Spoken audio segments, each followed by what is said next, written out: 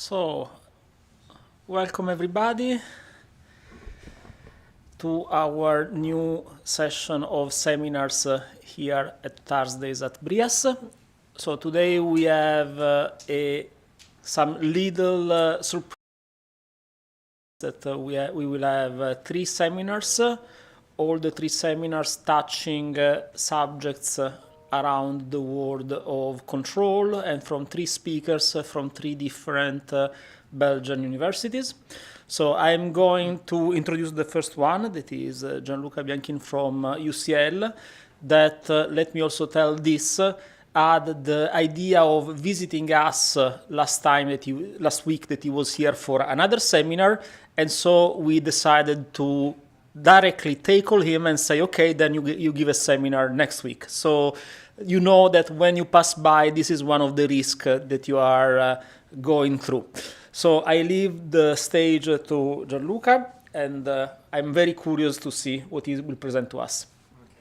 Okay. Thank you very much, Emanuele. Well, I think I will continue to come at the next seminars. So if you give me the opportunity, I can give more talks. I can present other things, other projects that I have ongoing. Well, so thanks a lot for the introduction. My name is Gianluca Bianchin. I am an assistant professor of applied mathematics with the ICT Institute at UC Louvain, which is not far from here. And today I would like to talk about some of our recent work on transportation systems and in particular on internal models for optimization. So transforming transportation systems is one of our major priorities these days because if we look on the news, we quickly realize that carbon dioxide levels are now higher than ever in human history. And so making transportation systems more efficient, more sustainable should be one of our top priorities for the next few years. If you look at the repartition of carbon emissions in the European Union by sector, we see that in 2025, transportation is the sector with the highest emission. So even a small change in transportation can have a huge impact for our environment and for our health. In Belgium alone, the economic cost of externalities associated to transportation and congestion is 5 billion euros, which is 1% of the total GDP of the country. And when I talk about externalities, what I'm talking about is a set of costs that are passed down to us, to the general public, associated with congestion. These includes costs related to higher pollution, costs associated to accidents, noise, health problems, and so on. So it's a huge cost just for the country of Belgium, and you can imagine this escalates for the whole European Union. So the way I like to look at transportation systems is by considering them a network of networks. So what this means is that transportation systems in reality is just an interplayer between the various elements that compose it.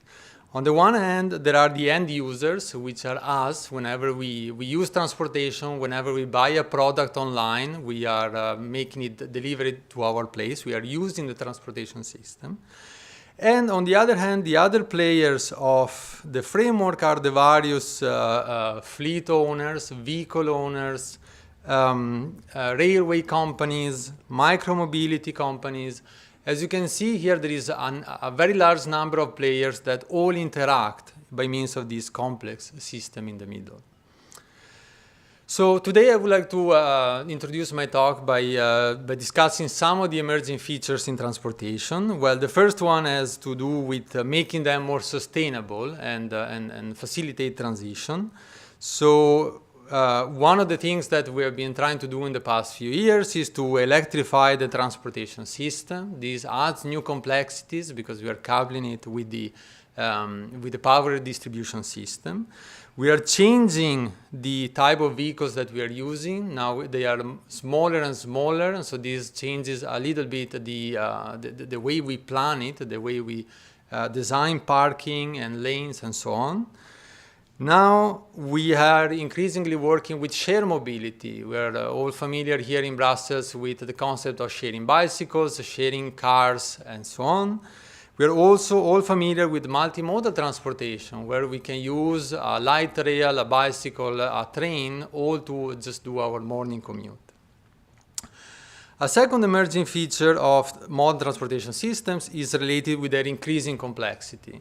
So nowadays we can monitor the state of the transportation system, we can visualize where congestion is located in the city, and we can plan accordingly. So if there is a strike in Belgium, is very common, we just plan alternatively, we take the car that day. This feedback, the fact that we can monitor the transportation system is something relatively new. 10 years ago, we were not able to measure what was the current state of transportation today. Other emerging features are, of course, connected vehicles, which add functionalities but make also the system more fragile. It is the use of electrified transportation versus combustion engine and so on. But what I would like to really focus on today is the notion of faster dynamics. So as transportation systems, let's say, advance and revolutionize every day, the main important feature that we should concern from a point of view of control and optimization is related to how fast they are becoming. So when we monitor transportation using our phone, and we change our routing preferences, our commute preferences based on the current state of the system, we are adding a feedback loop in the transportation system. That is because we're monitoring what is happening and we adapt accordingly. This adaptation is what generates a feedback loop. Similarly, when we purchase merchandise online and we request overnight shipping, which now is very common, we are, let's say, we are very demanding towards the transportation and logistics company, which need to make it happen to deliver the package to you the following day. So this demand of, let's say, making it extremely fast, requiring deliveries very quickly, is changing the dynamics, is making the system much faster than it used to be. And then so on. I can continue with examples. When there is a strike in the trains, then we can decide to take a bus or a light rail instead, and this also creates a feedback loop. So with this motivation today, I would like to talk to you about how we can make decision-making in dynamic environments, in transportation systems precisely. My talk is organized into three main parts. I first would like to talk about, let's say, decision-making. In the second part, I would like to talk about decision-making when the transportation system, in this case, has dynamics that are non-trivial. So we need to account for this as if it were a plant to be controlled in control systems. And then finally, if I have time, I will talk about some particular problems in transportation that we can solve with the methods that I will talk about. Okay, so I would like to begin by talking about decision-making in dynamic environments, and most of the content that we talk about is included in one of my recent works with Brian Van Scoy at Miami University in Ohio. So making decisions, especially in transportation, amounts to solving an optimization problem. So a general optimization problem is what I am summarizing here on the left. So we want to make a certain decision X, that's our decision variable, that minimizes a certain loss function. This loss function F describes the performance of the transportation system, for instance, or it describes our loss that we want to minimize. So I'm going to make, let's say, common assumptions on this cost. The focus is not on making optimization more general, so I'm going to assume that the cost is convex, it is smooth, it has the nice properties that we are used to.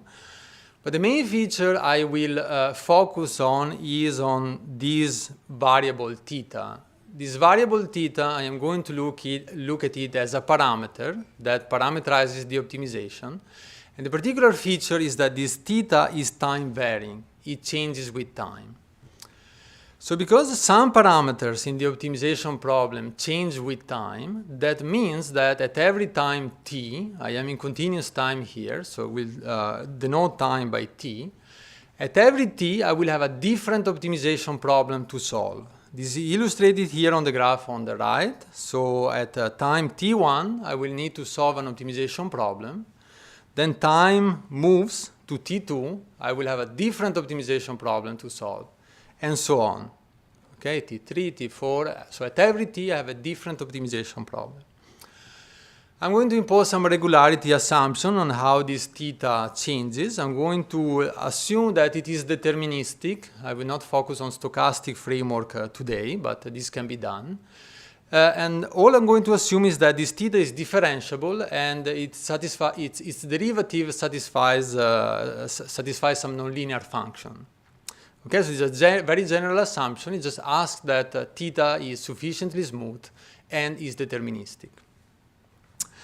So most of the focus in the first part of the talk will be on making decisions in dynamic environments, which in the setting of optimization, it means to make optimal decisions. So this means that at every t, I want to compute x star of t, which is the optimizer of this optimization problem. So that's the goal for the next few slides. So there are many algorithms in the literature that can be used to solve time-varying optimization, as I described. Most of them are algorithms that are based on gradient-type methods. What this means is that we have access to some oracle evaluation of the gradient. This means that at time t, I have access to the gradient of the cost at time t. And in the literature, you will find a very broad range of methods that can be used, but perhaps the two most important ones, I would like to discuss them now. The first basic method is what I will call basic gradient flow. So in the basic gradient flow, I update my, let's say, my estimate for the optimizer. This x is an estimation for the optimal decision. I update my x in the negative direction of the gradient. This is the typical, the most basic approach we can think from optimization. So down here I show an illustration of what happens if I apply the basic gradient flow to the problem that I described. So with the orange line here you see the temporal evolution of the optimizer. That's what we want to compute, what we want the algorithm to compute. And in green, on the other hand, I am showing the state of the optimization algorithm. So what we can see from this plot is that the algorithm doesn't perform very well. Indeed, it doesn't get any close to the optimizer as time evolves. And indeed, in this case, for this particular method, what can be shown is that it computes only an approximate optimizer. So it doesn't depart away. It stays close to the optimum, but it does not compute the optimum exactly, asymptotically. So because this method has some flaws, alternative techniques can be found in the literature, and the most important one goes under the name of the class of prediction correction methods. So the structure of the prediction correction is illustrated here on the right-hand side. So the first thing I would like to observe is that this h is the Hessian of the cost. So I need a cost that is twice differentiable. They need stronger assumptions. And then I can interpret this term in orange. This term looks very much like what I had in the basic gradient flow. That is, let's say, a gradient flow step. But then the prediction correction method has a second adjustment, which is called the prediction step. This anticipates how the problem will change in the future. Okay, so if I look at this depends on how the gradient changes with respect to the parameter times the temporal variability of the parameter. So it makes a prediction of how the problem will evolve. If we simulate this algorithm, this works very well. Here again in orange you have the optimizer, and in green you see the state, the estimation given by the algorithm. And as you can see, the two, let's say, the error between the two converges to zero asymptotically. So these methods work rather well. However, it has some limitations. First of all, it relies on many strong assumptions. I need the cost to be strongly convex in order for the Hessian to be computable. I need to know the temporal variability of the problem that enters explicitly in the optimization. And I also need to know how the problem changes with time. So this makes a lot of very stringent assumptions, which we realize are much stronger than what is needed in reality. So the framework that we would like to take in this line of work is to reinterpret the design of optimization algorithms through the lens of control systems. And I would like to describe this, how we're doing this using this block diagram. So here on the left-hand side, you see the temporal variability generator. This generates the theta with time. I would like to stress that these may be known or may be unknown. I'm not making the assumption that I know it. It is just there. It generates theta. Then, in this white block, what I am computing is the gradient of the function. So this is what I earlier called gradient oracles. So if you give me theta and you give me, let's say, an approximation for the optimizer, this white block computes the gradient of the cost function. So if I want to compute an optimizer, then that corresponds to what we call exact asymptotic tracking. That means that asymptotically, I want the gradient signal to converge to 0. If I do that, that means that asymptotically, I am converging to a critical point, a point where the gradient is 0.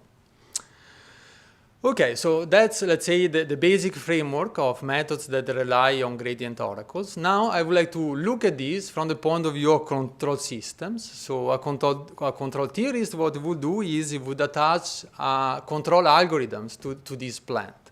So I'm going to look at this gradient signal as a plant, and I'm going to look at, I'm going to attach to it this gray block, which I can think of it as a controller, but in reality it is an optimization algorithm. Okay?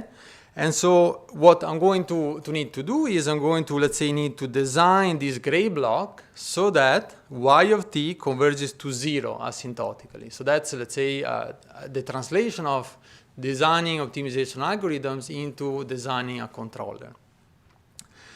So for this gray block, I'm going to, let's say, assume some very general form to put in here. I'm just going to assume that the optimization method will have an internal state that I will call z, an internal state to the method. And the method will generate an estimation for the optimizer x. Okay, so that's the general form of optimization methods I will look at today. The functions f and g here, they are free for the moment. And if I want to design an optimization method to make optimal decisions, well, that can be formalized as follows. I will want to design f and g, these two functions, such that y of t tends to 0. And that's how I related an optimization, designing an optimization algorithms into designing a controller. Before talking about how to design this optimization method, I first need to pose, let's say, a more fundamental question, which is what I call here problem 0. What is the minimal knowledge that I need to design this method? What do I need to know to design this technique, to design this optimization method? So there are at least two types of knowledge that I can look at. One is knowledge with respect to the temporal variability, so with respect to the temporal variation. Here there are, let's say, many assumptions that I can make. I can say that, well, theta of t is measurable, or it is known. This assumption commonly made in the literature. Another assumption that I can make is that I know the temporal variability. So S of theta, the vector field that generates the temporal variability, can assume it to be known. Or I can further reinforce this assumption and assume that both of them are known, which is what here I called E3. Okay, so I'm not asking you to memorize all of these assumptions. This is just to say that in the literature there is a broad range of assumptions that can be made. And it is, let's say, there are many technicalities to be discussed here. The second type of assumptions that one can make are with reference to the optimization. Okay, so what do I know about the cost that they want to minimize? Here again, I can make different types of assumptions. The first one, O1, here I only assume that I have oracle evaluations. So I give you time and you give me back the gradient of the cost. That's the, let's say, least restrictive assumption I can make. Then I can reinforce it into O2. So I can assume that in addition to oracle evaluations, I also have access to the analytical form of the gradient.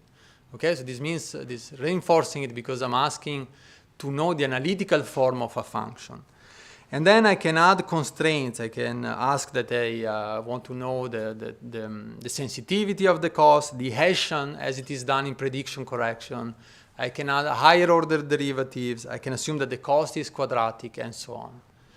So all these are assumptions that are commonly made in the literature, but what we will want to focus on is what is the least restrictive assumption that I need to make.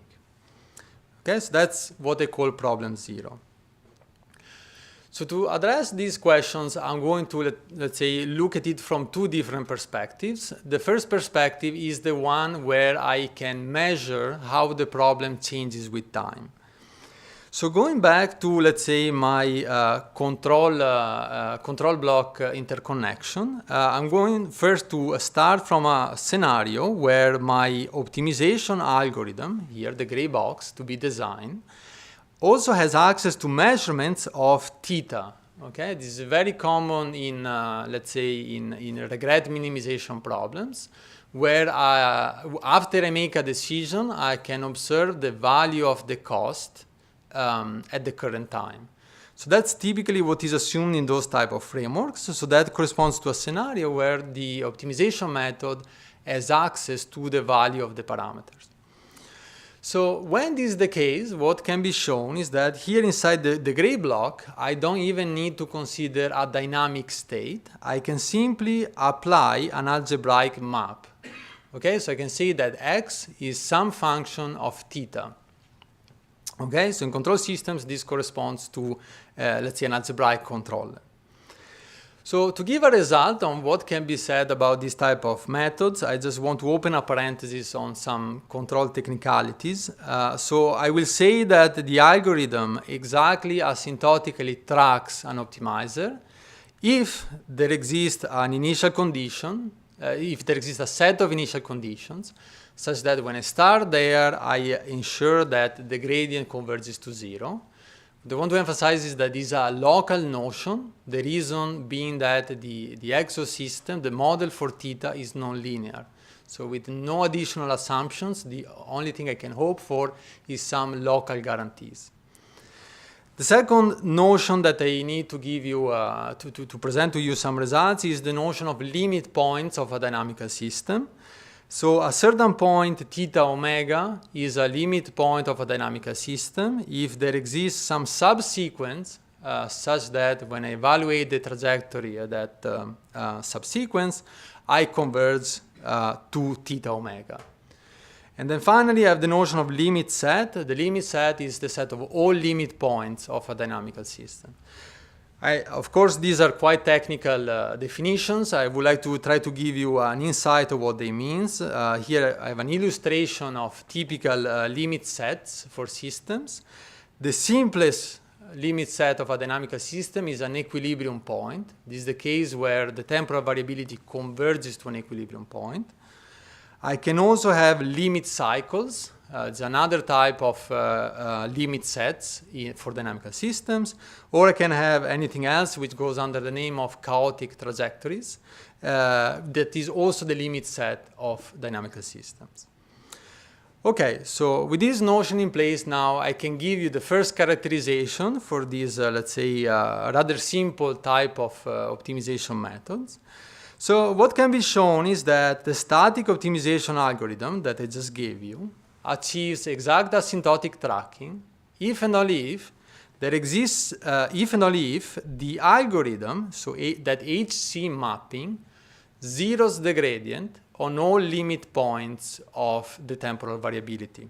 Okay, so this just means that when theta converges to its limit points, I need the algorithm to ensure that the gradient is 0. Okay, so while these results seem, let's say, straightforward, the proving this mathematically is not as simple. And what I would like to emphasize is that I'm going to use this basic result to then give more general results for a more complex problem. So this is just an intermediate step. So this brings me to discussing the case where the temporal variability is not known, okay, which is the slightly more general case. Okay, so I'm going to go back to the previous block diagram, where now you see the optimization algorithm does not have access to theta. Theta is not accessible by the method. And in this case, I'm also going back to the dynamic optimization algorithm that I discussed earlier. So in this case, if we look at this, let's say, block interconnection, we have that the temporal variability of the optimization problem is measurable by the optimization algorithm only indirectly through y, okay, through gradient measurements.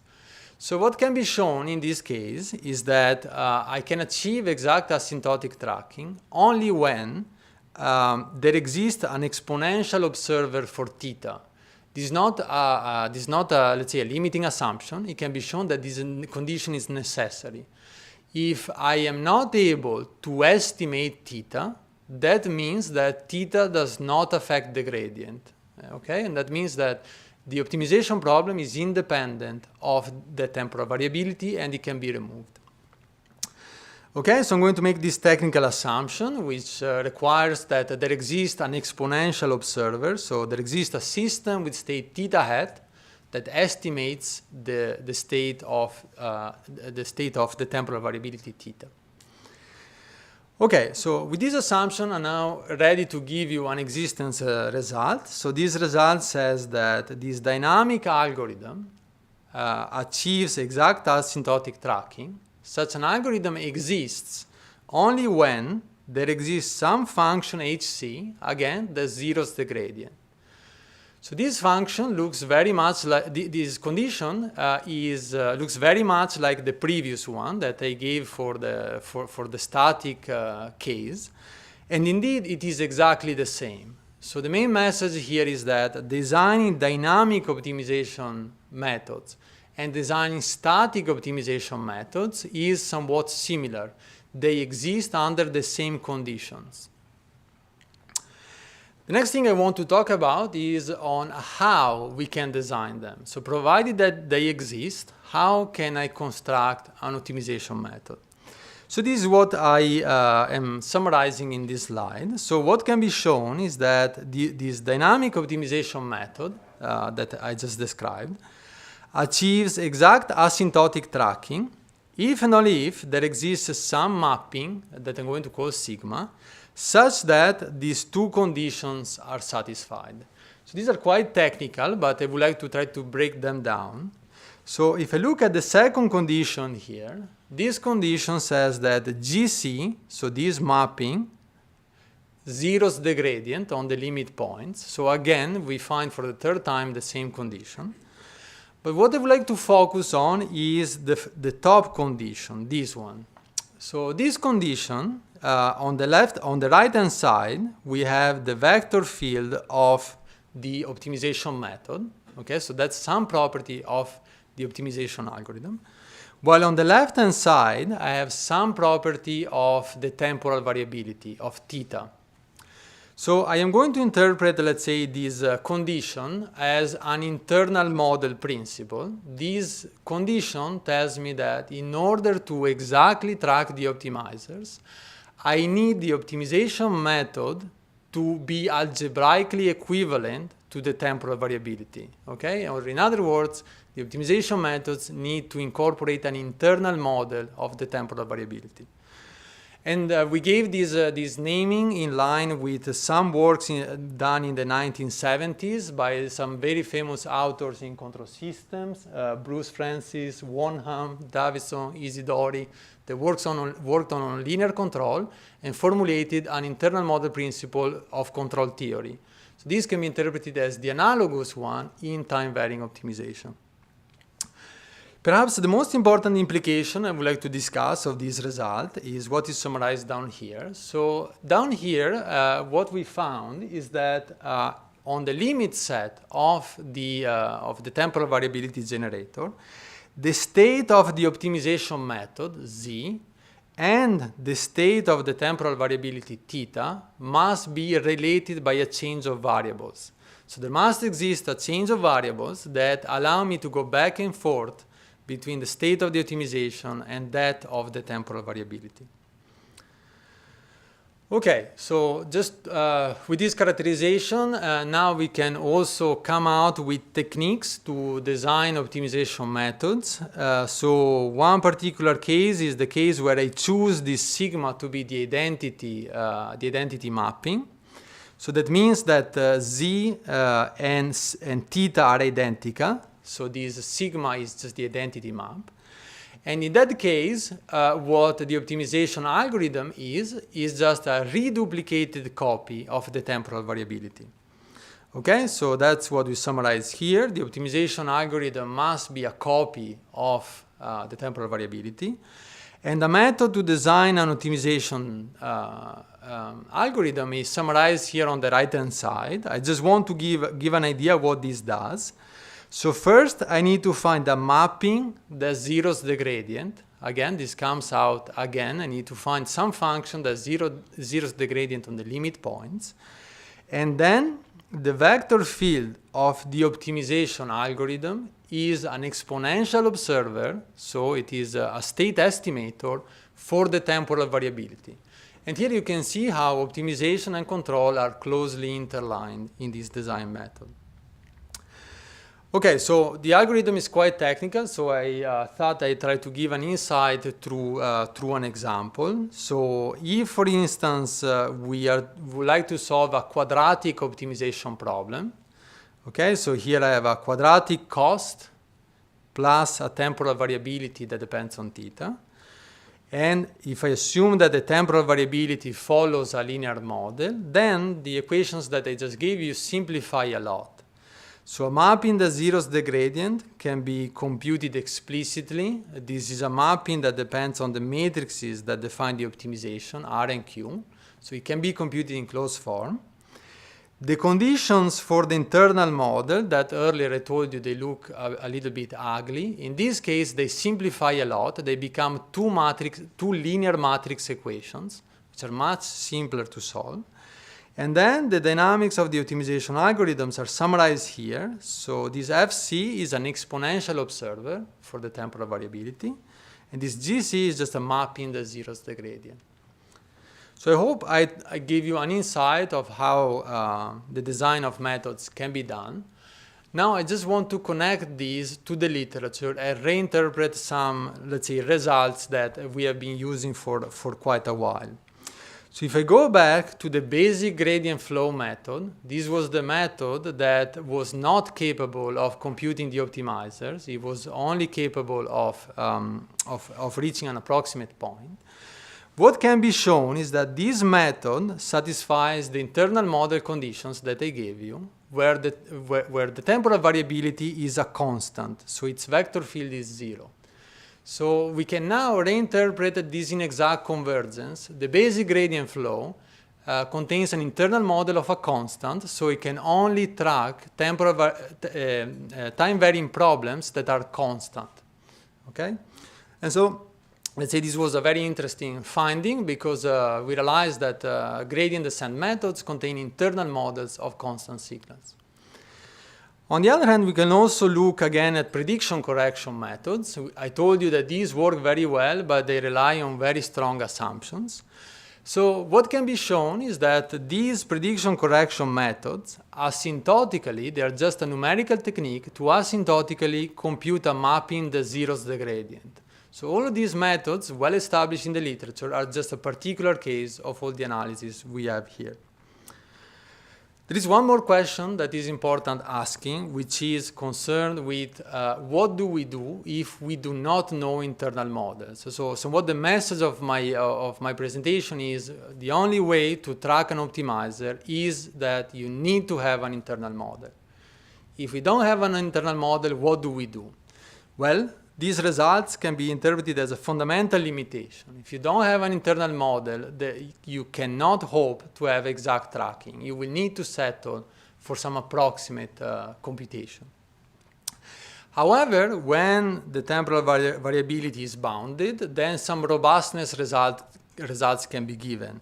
So the asymptotic error on the gradient is bounded by some constants that depend on how well I know the internal model. So just to give you that, to give you the idea that it is possible to give some sensitivity results in this sense. We applied these to solve a control problem in transportation. So here to give an insight of the problem, we are looking at this transportation map on the left. So here on the left, we have Brussels over here. That's where we are now. And let's say transportation problem we're looking at is the following. So there is a town southeast of here called Wavre. And in the morning, many people working in Brussels, they commute from Wavre to Brussels each morning. So when they do that, we can model that, let's say, by using a graph where each highway is a link in this graph, and the traffic demand, so the number of vehicles per hour wanting to commute to Brussels in the morning, will be modeled by using an inflow lambda. So when we look at this problem, well, then it is easy to realize that travelers going from Wavre to Brussels have several possible choices to make to reach Brussels. So there are at least 3 paths in this graph to reach Brussels by using, let's say, different highways. So the question that we posed here is, well, how can the drivers choose the optimal path that minimizes their travel time to destination in every moment? We formulated it in this way, but if we want to solve a different economic problem, for instance, minimizing the total cost for the transportation, that can also be done with the same method. But here we focus on minimizing travel times. So this can be formulated by using the framework that I just discussed about. So the state of the network, I will call it X. X denotes the traffic flow on each highway of the transportation system. I will need to give some economic cost to the decision problem. I'm going to call Li the travel time of highway I. So this describes how long it takes to travel that highway. And then the problem of minimizing the travel time to destination can be written as an optimization problem. So at a high level, the cost that we want to minimize is this function. This has a particular structure. It is called a potential function. Then we have a certain constraint. This ensures that all the traffic that enters in Wavre needs to exit in Brussels. It is a conservation type of law. And then we have some feasibility constraints because we deal with traffic flows. Traffic flows must be non-negative. Okay, so that's how we can formulate that with the framework that I discussed. On the right-hand side, you see some synthetic simulation data. So at the top, you see an illustrative evolution of the traffic demand. So that is lambda. And you see here that this, let's say, model replicates 2 commutes. There is a morning commute between 8 and 10 a.m. And there is an evening commute happening between 4 p.m. and 6 p.m. So that's what these models. There is also, in addition, a high-frequency evolution in these signals, which describes, let's say, a smaller variation at the minute level. At the bottom here, you see the evolution of the state of the optimizer, as well as the evolution of the state of the optimization technique. So with the continuous line, you see here the evolution of the optimizers. Okay, so that shows that somewhat they reflect the high-level pattern that we observe in the traffic demand. And then what I would like to focus the attention on is on this part. So this is the transient part where the optimization algorithm is trying to find an optimal splitting. So here what we can conclude is that after a transient of 1 hour and a half, roughly, the algorithm computes the optimal splitting, and then that splitting between the paths is, let's say, conserved over time. The algorithm is optimal throughout the day. Okay, so that's, let's say, an illustration of how these methods can be applied in transportation. I just want to give, let's say, two comments on strengths and limitations of these methods. So the first, let's say, strength of this technique is that the design of these methods strongly depends on how we design state observers for the temporal variability. And so here this figure is a little bit noisy, but what I want to focus the attention on are these three lines: dark blue, medium blue, and light blue. So what we can see here is that if we make the observer faster and faster, we can make the optimization method more aggressive and converge quicker. So that's one benefit of using observer as opposed to standard optimization methods where we are limited by the choice of the step size. And typically there is a fundamental bound on how those techniques can go. And then here in the other signals that you see in red, purple, and so on, these are comparison with the prediction error methods. So in reality, the parameters can be tuned so that one technique is better than the other in different scenarios. The other warning I would like to give is that all these analyses relies on local type of results. So what we say is that we can track the optimizers provided that we start close. If we start away from the optimizers, then we cannot give guarantees. But typically, this can be done by reinforcing the assumptions, by assuming that the equilibrium points of the temporal variability, the limit sets are unique or they are bounded and so on. Okay, so just a heads up on the limitations. So the next thing I would like to quickly talk about is on how to make decisions when transportation systems have non-trivial dynamics. Everything that I have done until now is under the assumption that the transportation system is evolving very quickly. The decisions we make now have an impact on the system immediately. This is not always the case. For instance, when we're trying to, let's say, to optimize a very large transportation system, for instance, here we have a study case in Los Angeles where we try to model the set of highways that loops around downtown in the city. Well, then, in this case, the dynamics are non-trivial because traffic entering in this moment will probably take about 1 hour to dissipate in this system. So that's what we observe in modern transportation systems. It takes some hours to, let's say, move vehicles from one part of the city to the other ones. So in this case, these type of systems have some non-trivial dynamics. Here I'm, for example, assuming that they can model by using linear dynamics. That is an approximation. Of course, they are non-linear in general. But what I am trying to stress is that there are some non-trivial dynamics that need to be taken into consideration. When this is the case, then let's say, the decision-making problem I formulated earlier also needs to be modified. And one possible way to modify that problem is to look at optimal regulation problems for dynamical systems. So one formulation that I would like to illustrate is what I summarize here.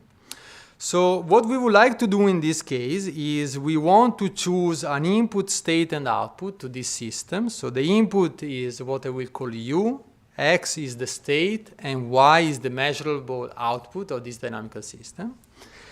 And what I want to do is to choose input, state, and output that minimize some loss function, okay, that measures the performance of that system. And I'm going to particularly focus on a cost function at the equilibrium. So here in the constraint, I am forcing the system to be at equilibrium. Okay, so this problem is what I will call an optimal regulation problem. I want to optimally regulate my system to an optimal equilibrium point.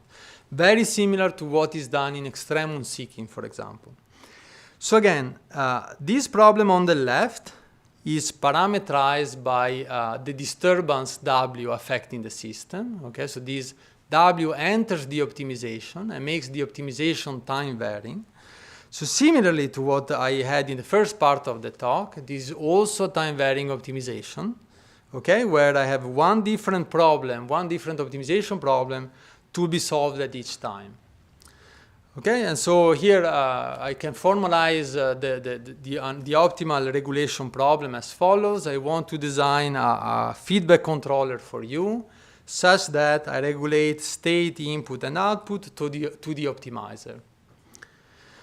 Okay, there is just one more feature that I would like to give here. We can even allow the cost function to depend on time. So this is needed in transportation because, for example, the way people commute in the morning is different from the way they commute in the evening. In the morning, they travel from Wavre to Brussels.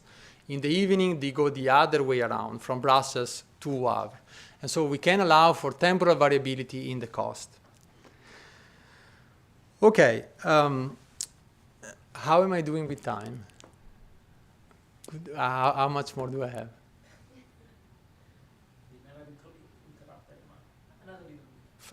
5 minutes, 10 minutes? Okay.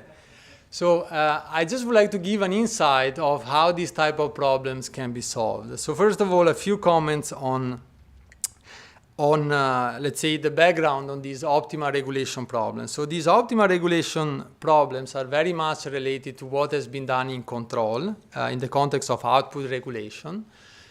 It is also very much related to extremum seeking. We have done an interesting talk on these last week. So these problems are related to extremum seeking. And of course, they are related to model predictive control, optimal control. They are related to many problems in control systems. But what I would like to emphasize is that these problems that I'm talking to you about is a relatively emerging area of research that now goes under the name of feedback optimization. And here I have a non-exhaustive list of researchers that contributed to this field. It is non-exhaustive by many means, but I just want to give an idea of where I see this going. Okay, so just to give an insight of how this can be solved. So the optimal regulation problem I described, in reality is, I formulated as a constrained optimization problem. But these are equality constraints, and therefore I can eliminate the dependent variables. And so in reality, I can rewrite it as an unconstrained problem. And so these functions g and h are functions that depend on these 5 matrices that can be computed by them. So in reality, while it is written as a constrained problem, in reality it is an unconstrained one. Again, here we can apply methods connected to what I talked about in the first part. We can apply, for instance, the basic gradient flow method that I described earlier. But maybe since I believe I am running out of time, I would like to get to talking about how this can be used to solve transportation problems. So this is, let's say, a set of results that we applied to the ramp metering problem in transportation that I would like to talk to you about. So the ramp metering problem is the following problem. So we look at a stretch of highways, at a set of highways, and a set of highways we can again model it by using a graph. So it is each highway is modeled by an edge in the graph, and points where highways merge or diverge, they are nodes in the graph. And the ramp metering problems have one particular feature. So if we take one of the nodes of this graph, each node of this graph is a point where vehicles can enter a new highway or can exit the highway. So ramp metering consists in placing a traffic light at the entrance of that highway, and by regulating the green time, so how long we give the green to vehicles, we can regulate the traffic flow that is entering the traffic system. Okay, and so the objective of ramp metering is that of controlling these traffic signals, controlling how much green time we give, in order to maximize the throughput of vehicles through the entire network.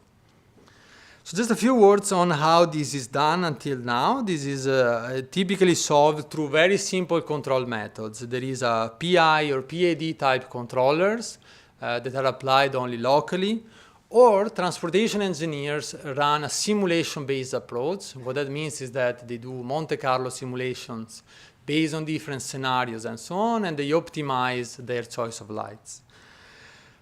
It is worthless saying that both these two methods have limitations. First of all, local controllers are suboptimal because they don't look at the entire network, they only look at what is happening locally. And if you do a lot of simulations, it's also suboptimal because in that case, if traffic conditions change, then the controller implemented will still be suboptimal.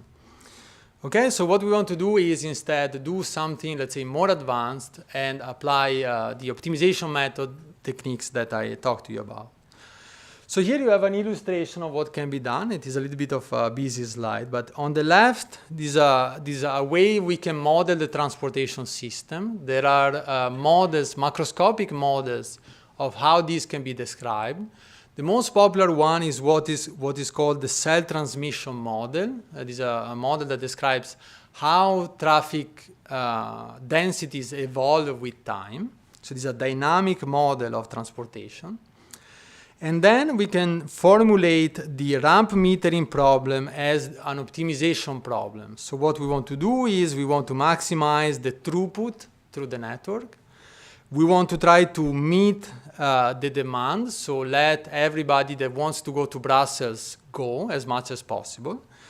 And then we want to ensure that let's say all the highways remain in free flow. We do not want to accumulate congestion. And that can be done by formulating constraints on the optimization. So here I have, let's say, some comparison between different techniques. I mainly would like to focus on this figure. So what this figure shows is, as an evolution of time, it shows the throughput through the network. So if we do no control, then I obtain that, let's say, that doesn't perform very well because when the traffic demand is very high, the whole network becomes congested. On the other hand, if I use a PI or PAD type control, then I already obtain some sort of improvement. But the techniques that work the best is when we do network-wide optimization. So when we apply either MPC or the techniques that I talked to you about, which are these two plots over here.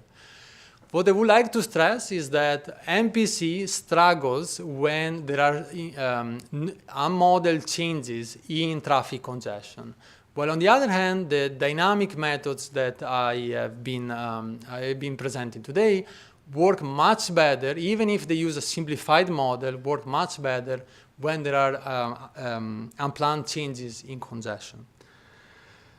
Okay, so there were other transportation problems I was excited to talk to you about, but I think I am running out of time. So I just would like to come to my conclusions. So transportation systems are becoming increasingly fast. And this poses the need to develop methods that can adapt quickly in response to these fast dynamics. What I try to emphasize is that optimization methods, how they have been developed by the optimization community, are not suitable to make decisions in time-varying environments.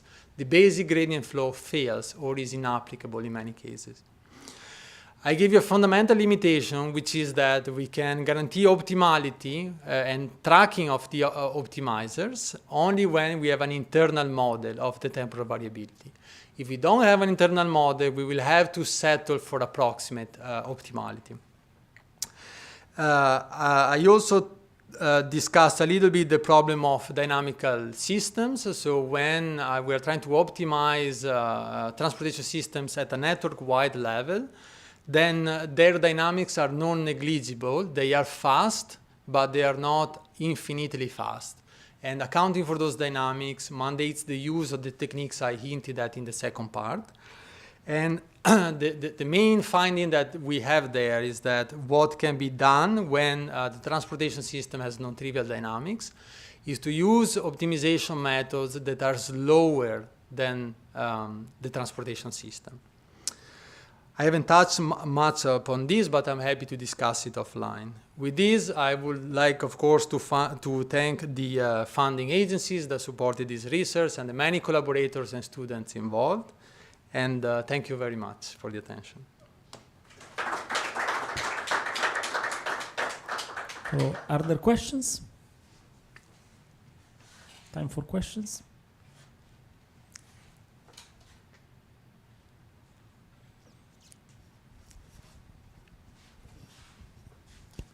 Thank you for the presentation. Could you go back to the last thing you said, that the optimizer needs to be slower than the system? Which, whenever I work on MPC and do similar things, I say the exact opposite. So I just wanted to ask if you could go deeper into that detail. Yes, so that is an excellent question. So I admit I have not covered this topic in the interest of time. But the main result that we have in that case is something like this. So in this case, what we are trying to do is we have some plant with non-trivial dynamics, the transportation system, and we are controlling this transportation system by using an optimization algorithm, such as a modified version of the gradient flow. So the analysis of, and let me stress maybe one more thing, the control problem we are solving here is an optimal steady state regulation. It is different from MPC. Okay. Yeah, that makes.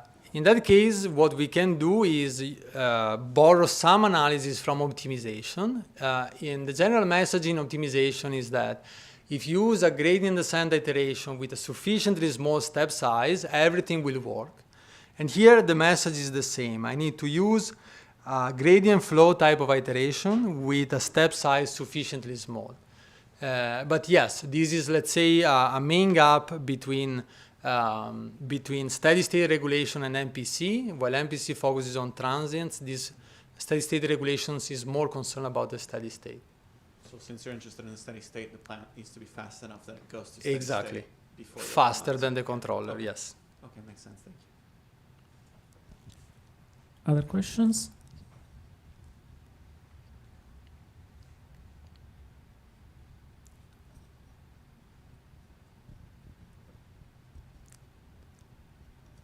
Well, if not,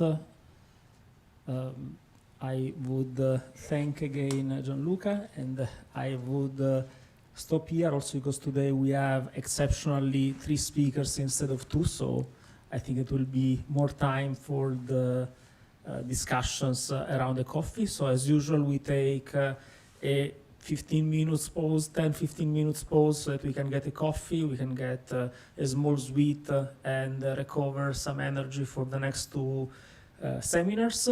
I would like to thank again Gianluca. And so for the people who are online, well, get a coffee too, and see you back in 10-15 minutes.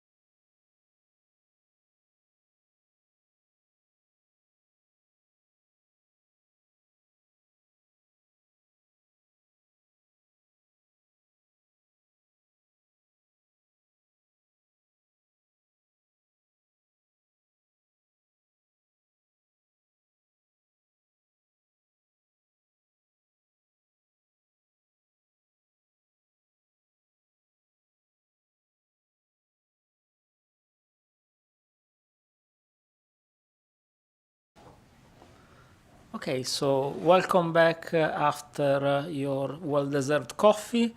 So I'm happy to introduce our next speaker, who's Gilles Delasnay from UMONS, that is speaking to us about real-time path planning using xenotopic extensions to rapidly exploring random trees.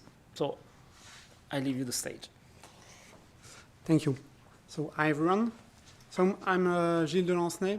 I'm a mechatronics engineer. I did my studies in University of Mons, and now I'm a PhD student at the System Estimation Control and Optimization Lab with Prof. Van der Alain as advisors. So I will rapidly present myself and what I'm doing in my PhD. I will introduce a bit the subject and the context. I will present you the two main concepts I will use today and speak about today, notably Zonotop, which is the main theme of my thesis, and how I implement that in everything else. We will show a path planning method that is called rapid random explored trees, and how we can merge both tools together and see how it performs in simulation. So I already told you who I am, and my thesis is based on the robust control of drone application. And in this thematic, I'm focused on developing xenotopic framework, and in order to extend, for instance, MPCs, controllers, more high-level controllers, partitioning and multi-agent system with using xenotops. And so when working on drones, there are already many things that are done with drones in the last decade. They have seen a large development because of the versatility in application and possibilities, especially the ability to go easily into any place, I would say, with all their degrees of freedoms. And those drones, of course, we know how to control them. We also are able to manage the uncertainties and disturbance in the system. But from a more higher perspective, there is always some drawbacks in the control methods. I would say is that we always need to somehow define an objective, and this objective is often some reference to track a given point in space to go to. And as we evolve in systems such as drones, we want to have more autonomous systems that are able to go into direction and move into environment without giving them particular point in space, at least not by a specific user such as us. And we would like to somehow make them being able to autonomously move in the space and find their way into a final goal that we might set, but not giving it every key point towards these goals. Additionally, we want also to look at how we can handle collision avoidance, because in those specific systems, it's a huge constraint when you are using drones. It's really important to avoid collision for all the causality it can generate. It can harm humans and materials as well. And we will see how we can include the xenotopes that I will present just after into this. So the main concern I'm working with are xenotopes. Xenotopes is a set representation. It represents convex shapes, more specifically polytopes. So polytopes are some convex shapes with a straight line and points.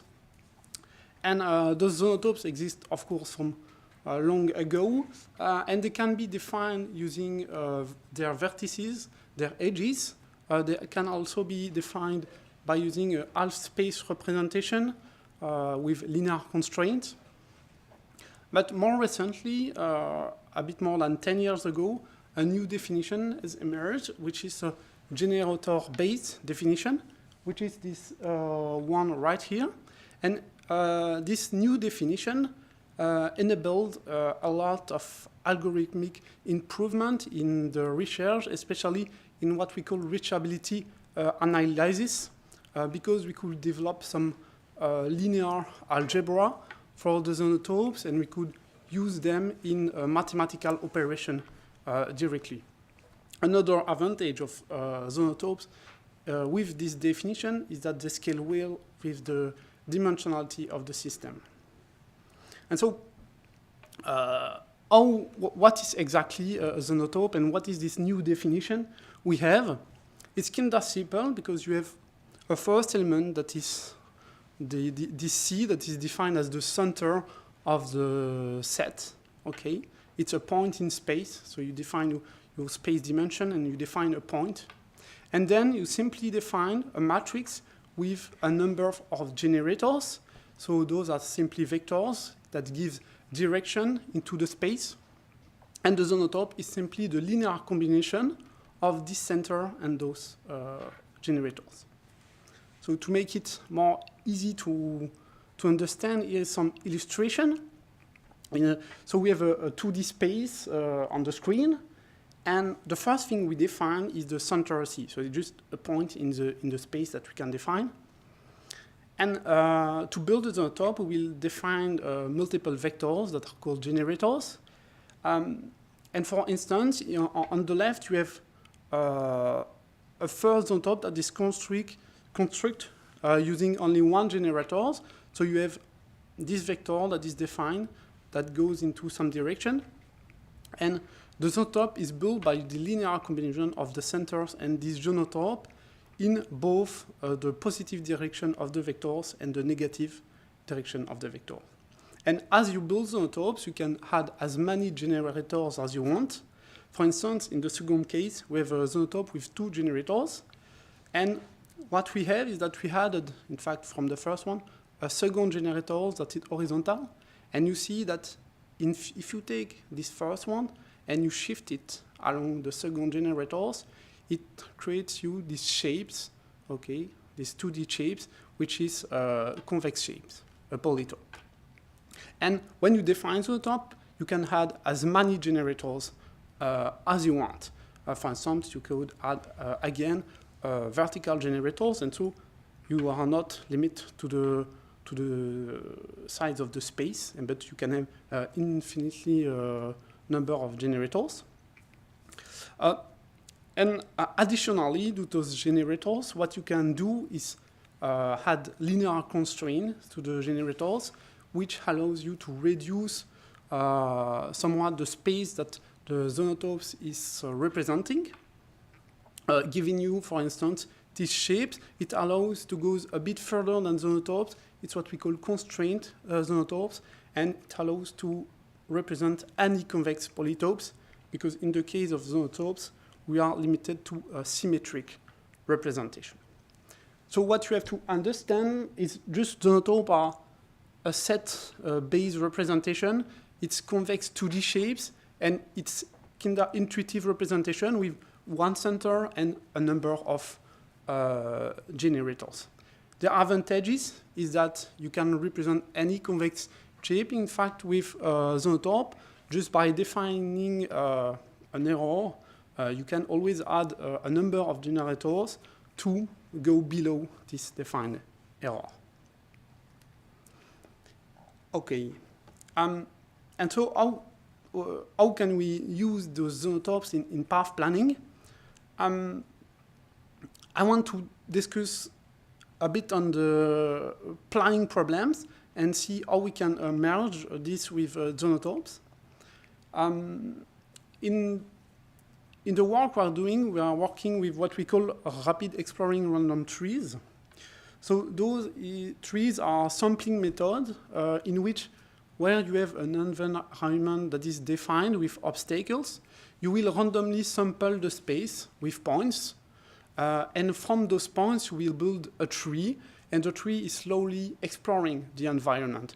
And so it's cover more and more the free space available, and from the tree it creates a path that the vehicle can follow in order to reach a goal that we set. And those three are kind of nice because they are really easy to implement. It's just using random sample and some basic principle, and it's kind of widely used in robotics. So I will give you some illustration of how those three works. So imagine that you have a starting point in 2D that is right here, and you have an obstacle in the way. And you are trying to reach a specific goal that is given, okay?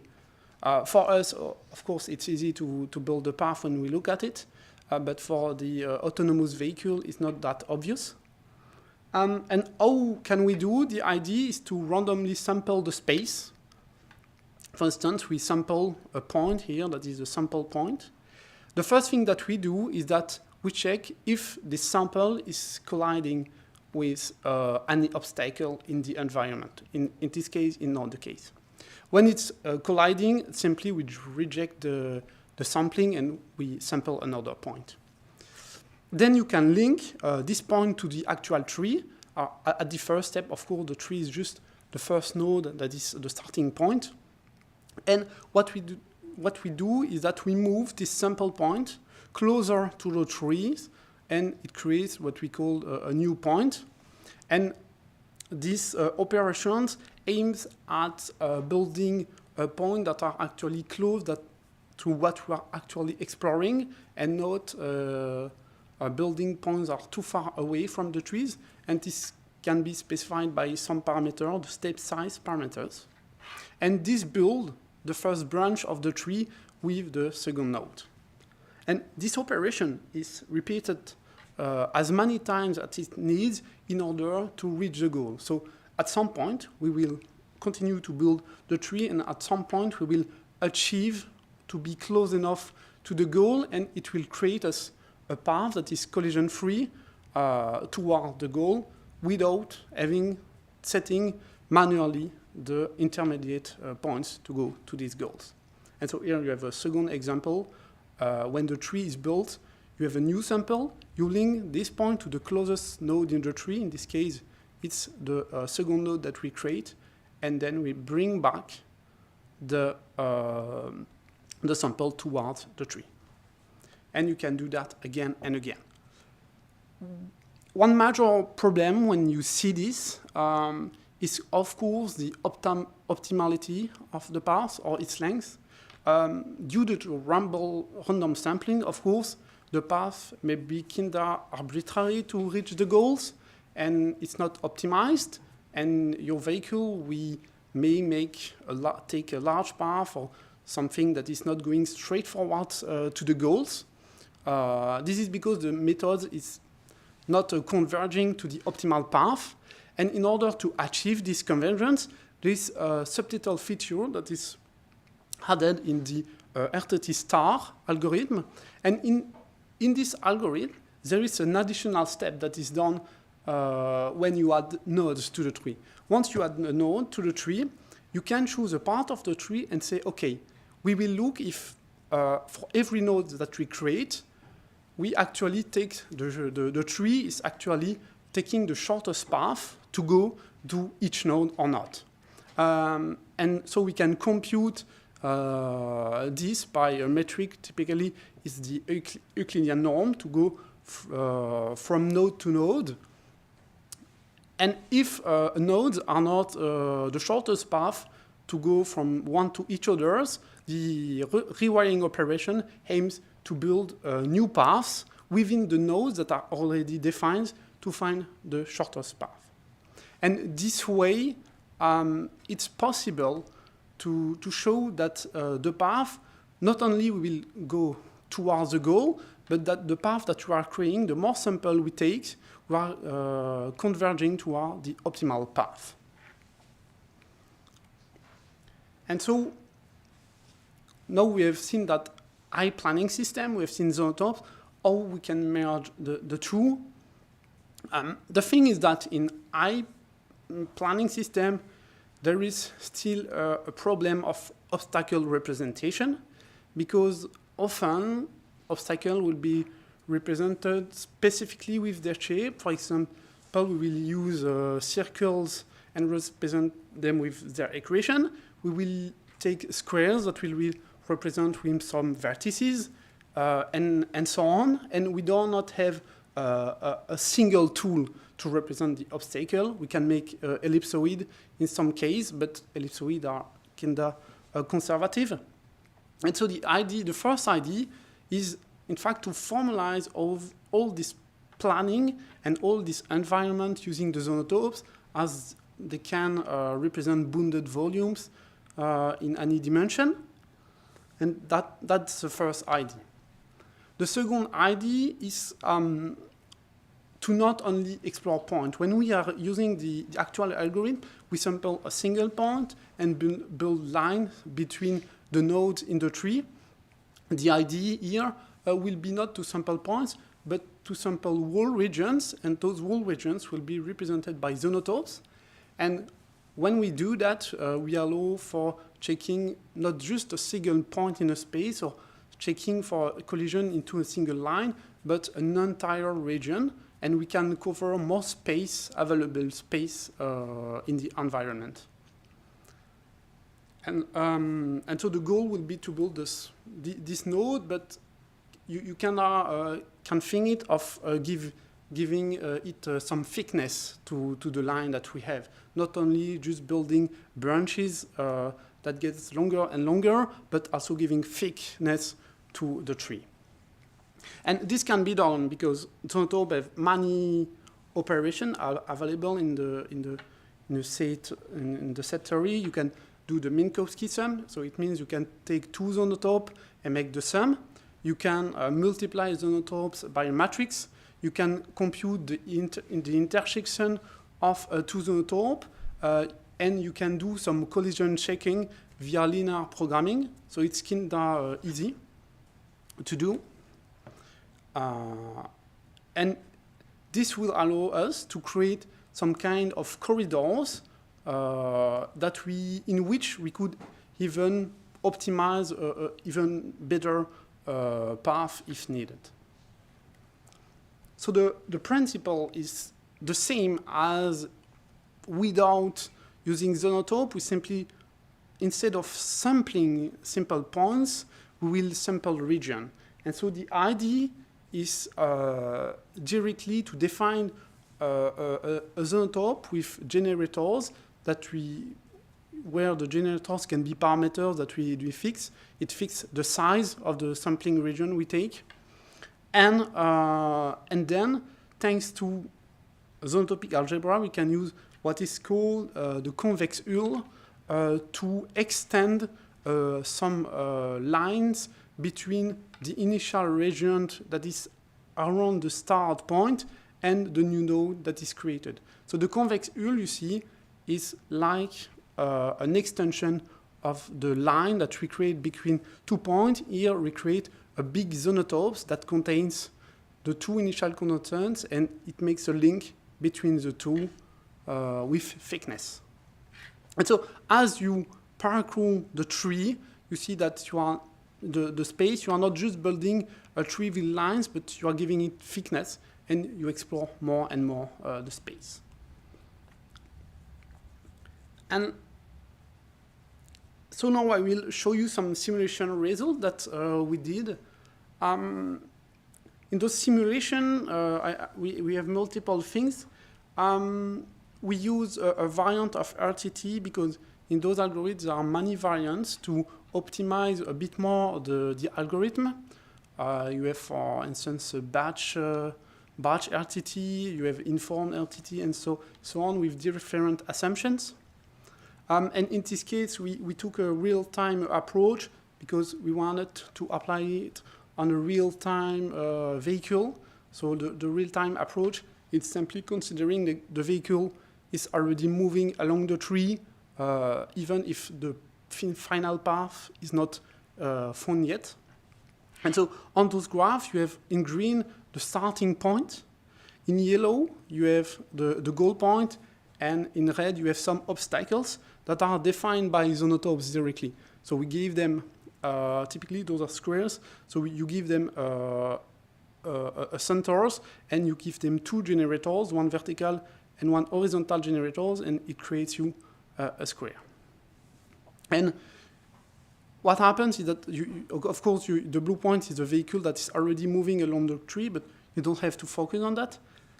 And we are able also to explore the space as time grows, the tree grows, and as the tree grows, a path is going towards the goal and until it reaches the goal. Once you reach the goal, there are multiple approaches that allow either to refine even more optimally the path towards the goals, but you can also continue the exploration of the whole space depending on what you want to do. And in this representation, what we have to understand is that the tree is not just line, okay? It's not just line and we make thickness for the representation in 2D. No, those thick lines are the real free space that the tree found, okay? And what you can do is that you can play with what we call the sampling region and the thickness of the tree, and you can begin to explore the space with thicker branch. And when you play with those parameters, you see that you are able to explore more and more the space just by adjusting the thickness, and you don't need to sample as many points as you would need if you didn't use Zonotope, because if you want to explore the whole environment just with points and lines, of course you need an infinite number of points and lines. And in the case of Zonotopes, with just few points, few nodes that you identify, you can sample the whole region, and it allows you to create a map of the free environment in which you can move and explore. And in simulation, we did more complex results where we have a maze-like system, and we may have even a dynamic obstacle in purple. And we show that it's possible to converge toward the goal. But of course, when you see this, there is a clear limitation that appears that concern narrow passage. Because, for instance, if you take a parameterization of the thickness of the tree that is too big, it won't be possible to go through a narrow passage, and your tree and the space you explore will be stuck and cannot pass. So it's important to understand what is the environment, and that the thickness you want to give to the tree is really related to the environment you are exploring. And so these methods really allow to explore the system quite rapidly, and it allows really to cover the whole space thanks to this thickness that we add. Of course, it had some parameter, and parameter tuning needs to be done depending on the environment, and this might be one way of improving the algorithm. And so, thanks to Zonotopes, you are able to have a single representation for obstacles. We can use them directly into the tree to represent the space and explore better the space. There are many operations available which are fast to make the sum of Zonotope, the convex hull. It's a closed algebraic operation. You can make a collision checking very easily with linear programming. And then those baths that you create may not be as optimal because of the thickness you create. So you have some loss of optimality. But if you create big corridors and you explore the space with thick line, you can create huge corridors in which you know that the whole space is free. And so then, if you want, you can use optimization approach to find an even better path within these corridors.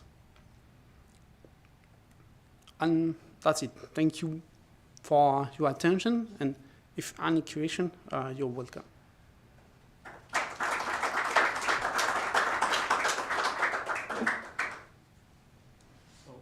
We have time for one fast question because having 3 speakers, we have to try to be a little bit faster. Is there one fast question?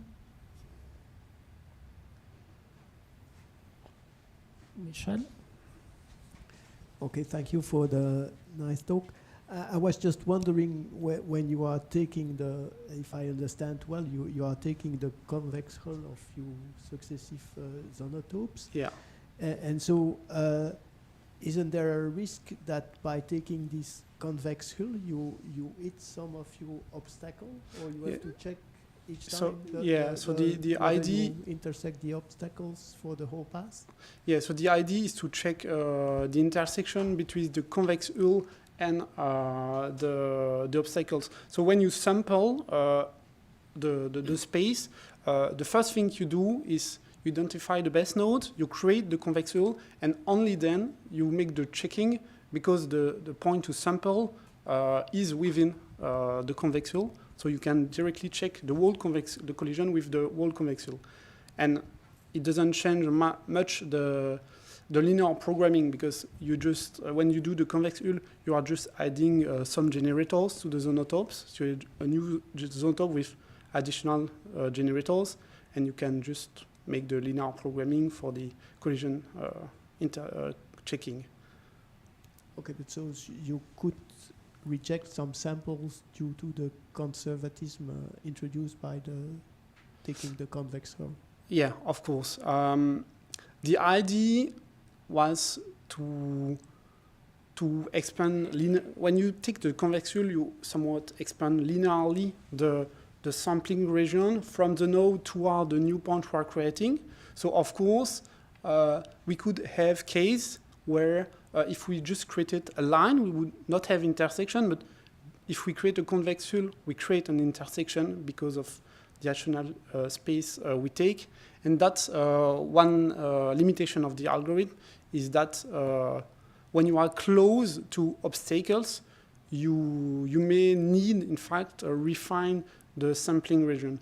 In the algorithm, we choose to keep a constant value for the sampling parameters. But I think that one way to improve it is, okay, to say if the closer we are to obstacle, maybe we could adjust the sampling parameters to get smaller region, and so to be able to avoid this phenomena that may appear when you are really close to obstacles. Okay, thank you. So with this, another applause to thank Gilles. Thank you. Thank you for coming. And so it's now the turn to present our third speaker. So it's a speaker that for this audience should not need any presentation, because quoting himself is part of the furniture here, in the sense that he has been with us for a very long time as a PhD student, as a postdoc, now also as a junior fellow of the BrIAS. He was not a junior fellow of the BrIAS last year, but he was anyway very active here. So I'm very happy to introduce Alejandro, who will speak to us about control, this time in batteries. Hello everyone, thanks for being here. As Emanuele said, I am part of the SAS for a long time. And I would like to talk about how control can be applied for the fast charge of lithium-ion batteries. As Emanuele said, and sorry for the joke, Emanuele, it's time to continue with the BrIAS seminars and talking about batteries. So, but why we should talk about batteries?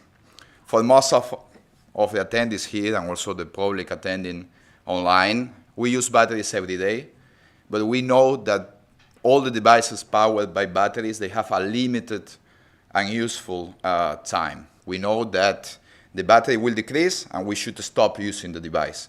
And after, we will have to charge that device, meaning that for a period of time, the device will be stopped, will be in idle mode, meaning it's not productive enough. That means that the charge or the charging time is like a kind of a trade-off between the useful time and the charging time. So we have to play.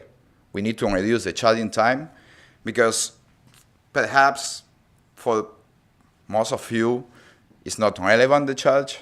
In fact, back in 2017, 50% of the people said that it's important to charge their devices in less than 1 hour. For the rest, it was not so relevant. And that is because usually what we do is we plug our device and we forget it. Perhaps you can ask yourself, when was the last time that you pay attention to the charge? When was the last time that you unplug a charger from a wall? Perhaps the one of an electric vehicle you have to. It would be dangerous to go with a cable around. But I know many people leaving the chargers plugged to the wall after charging the phones, their computers, starting from Emanuele. So that is the case of a single user. But when we go to a manufacturer, when we go to a business, it's not the same case. Imagine bpost. bpost has 2,000 electric vans. If they have to wait for the charge of the 2,000 electric vans, we won't have a letter. We won't have a parcel here. And the same case in a manufacturing line that we depend on a forklift. If the forklift has to be charged, we are decreasing the production of the whole plant. In fact, and this is an exercise that we did with Emanuele last year, I think, how impactful the charge of the battery is.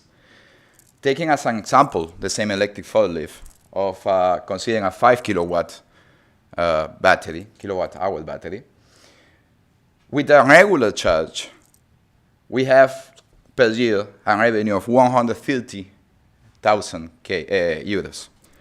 Instead, if we can decrease just 20% the charge of that device, we will increase the productivity of the forklift in 12 days per year and 15K per year. Imagine a plant that has many of those forklifts. Only reducing 20% the charging time. So now the main question is how a charge works. Why we cannot improve it? Well, first of all, for instance, if you have a drone at home, you will find a charger like this in which you can choose the current and the voltage charging your battery, no? So what is the most suitable value of the current and the most suitable value of the voltage? No one knows if you are not in the field. For sure, if I'm telling you now at which current you are charging your phone, you have no idea. The same with your drone, the same with my computer. We don't know as users which is the most suitable current because we don't know how the battery is charged. So I will try to help you solving that issue. So a battery is being charged with the so-called CCCV protocol, in which in a first stage, we charge the battery with a constant current while increasing the voltage. That red line that you can see there is the voltage, until we reach a threshold, a predefined threshold. And after that point, we keep, well, actually the charging current, sorry for the mistake, is defined in terms of the C rate, meaning the charging current with respect to the nominal capacity of the battery. If we use a current that is equivalent to 1 time the capacity of the battery, that would charge in that phase the battery in 1 hour. After reaching that voltage, we keep it constant while decreasing the current, proportionally to that change of or maintaining the voltage constant. However, we can play a bit with the parameters of the battery. If we charge the battery at 4.2 volts or at 4.1 volt, obviously if we are charging at 4.1 volt, we will charge the battery in less time because we have less power available within the battery. And intuitively, we can say, okay, you said that 1C is 1 hour. What if I increase the charging current? If I increase the charging current, 1C, 2C, 3C, I will reduce the time from 1 hour to half an hour to 50 minutes to 7.5 minutes, theoretically speaking. Okay, if the charger allows me to do so, why we cannot do that? And that is the main question. Would it be safe to charge the battery, increasing the charging current without paying attention to anything else. So we took a commercial battery. What you can see there is a battery can be found in some drones, in some power banks that you may have, in some underwater applications. Actually, the diving torch, they come with this battery. It's a Sony BTC6 battery, and we tested it at constant ambient temperature, and we cycle it for 100 cycles of a conservative discharge to avoid any problem coming from the discharge and changing the parameters of this CCCB protocol. While doing that, after 100 cycles, what we can notice is that, as I said before, obviously charging at a lower voltage will reduce a bit the capacity loss. Obviously, you are not injecting a lot of power in the battery. But when we increase the charging current of the battery, what happens is that we face a virtual barrier. We expected to reduce the charging time, but in fact, what we are noticing there, sorry for the change of the microphone, what we are noticing there is that we are not reducing the charging time, but what we are doing is we are increasing the capacity loss. What you are seeing in that Pareto plot actually is the capacity loss after 100 cycles with respect to the charging time. So this is not linked to only that Sony battery. We reproduce this test for many batteries. As you can see here, we have the Sony battery, we have the Samsung 30Q, same capacity, different manufacturer, same chemistry actually, and also LG HD2, same capacity, different chemistry, different manufacturer. So all the time we have this wheel behavior if we go beyond what the data sheet of the manufacturer provides as recommended charge. Although we have shown that the CCB protocol cannot be enhanced to reduce the charging time, it's still the most used charging protocol. In fact, Oppo Technologies, a Chinese manufacturer of cell phones, implements a modification of this protocol, counteracting a bit the degradation, optimized offline, but it's implemented because it's simple to implement. We have cheap power electronics in the cell phones managing the batteries, and we don't need something really fancy. So that is the main point. We need to keep the complexity low as possible while counteracting the degradation that may appear and also while reducing the charging time. So how can we do this? How can we improve the charge? First of all, we have to understand how a battery works. Last Thursday, Denis Dochan was describing how, from a chemical viewpoint, we have to understand what happens from a particle viewpoint and so on. So a battery has two main components, let's say. It has two electrodes, a positive one called the cathode and a negative one called the anode. The cathode is usually made or composed with lithium salt, and the anode with graphite silicon structure. So what happens is that when we pass a current through the battery, there is an oxidation of lithium that promotes the movement of lithium ions. So those lithium ions go from the positive electrode, the cathode, to the negative electrode, the anode, intercalating into that graphite that I said before. And that problem is those chemical reactions are promoted by the current, and obviously if we are injecting more current, we are promoting also a higher flow rate of lithium ions. The main problem is that this looks really easy to understand from this viewpoint, but when we have a cylindrical cell, we don't have a separation between the anode and the cathode. What we have is a jelly roll. We have many layers wrap up and constrained by, again, that is the cylindrical cell that we can see there. So how can we understand this from a mathematical viewpoint? How can we model this?